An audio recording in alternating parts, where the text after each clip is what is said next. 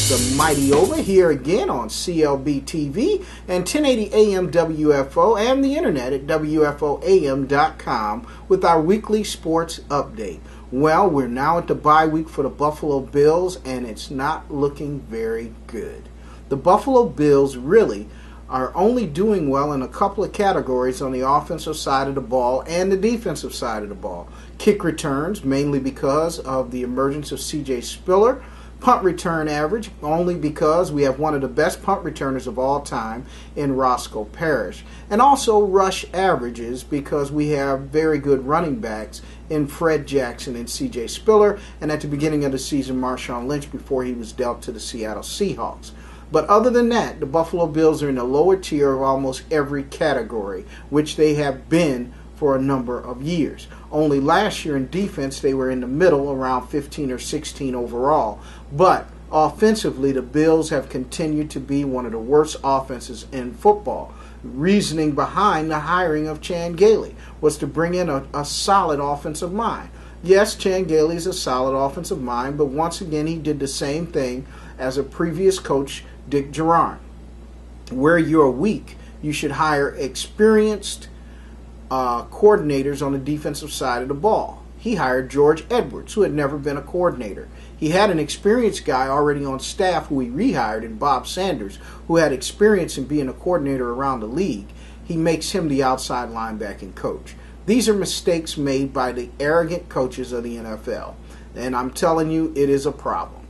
Each time they get hired, they try to outdo themselves and outthink themselves without thinking practical. One of the most practical thinking coaches that I have seen in the NFL over the years has been Mike Tomlin. When he was hired at Pittsburgh, he was a Tampa 2 defensive coordinator. In other words, he was a cover 2 defensive coordinator that came out of the school of Tony Dungy. He was an assistant under Tony Dungy in Tampa Bay and was then made defensive coordinator of the Minnesota Vikings under Brad Childress. When Brad Childress hired Mike Tomlin, he brought in the Tampa 2 defense in Minnesota and also had the personnel that created the image of the Williams Wall, Pat Williams and Kevin Williams being one of the 2 best interior defenders in the NFL in the Tampa 2 defense. Well, when he became the head coach of the Pittsburgh Steelers a few years ago, he had a great defensive coordinator in Dick LeBeau, who was known for the zone blitz scheme and who ran a 3-4 defense. Did he come in and change the defense of Pittsburgh? No. He came in and allowed Dick LeBeau to continue his successful run as a defensive coordinator in the NFL. He did not change that defense. He understood that Pittsburgh had drafted personnel over the years for that 3-4 defense and have been very successful and recently won a Super Bowl just a couple of years before. What happens?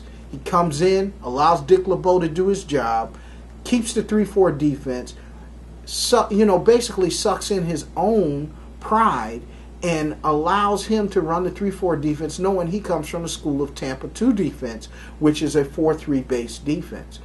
Hey, guess what? They won another Super Bowl. He also did the same thing on the offensive side of the ball in making sure that the Pittsburgh Steelers keep their identity of being a rushing football team. Hey, Mike Tomlin, one of the best coaches in football, he was able to change his coaching philosophy based on the personnel that was already in place when he became the head coach of the Pittsburgh Steelers. Now, coincidence enough, Chan Gailey, who used to be an assistant coach with the Pittsburgh Steelers, makes the same mistake of every other coach in football, comes in, he was asked to overhaul the offense, which I understand, which is his specialty. But defensively, he hires George Edwards as a defense coordinator. Though George Edwards has a lot of experience as being a defensive coordinator in the NFL, he's never really been a coordinator, but in a minor fashion with the Washington Redskins for just a short period of time. But he's never really been a coordinator. He was a linebacking coach. And I don't know if he's a very good one at that. But right now his defense looks very porous and very pitiful. One of the worst defenses in football.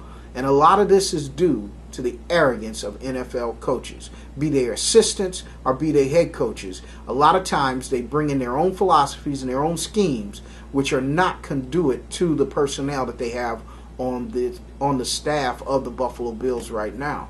And the Buffalo Bills, hey, they've been drafting for 4-3 personnel for 10 years. you bring in a defense which is a 3-4 base. That makes no sense. And it doesn't fit the personnel that you've drafted for 10 years. Bad mistake by Gailey. Maybe that's why the Buffalo Bills have a losing record coming up on their bye week. We'll see you next week right here on clbTV and 1080 AM WFO and the internet at WFOAM.com for our weekly sports update with the mighty OB'a.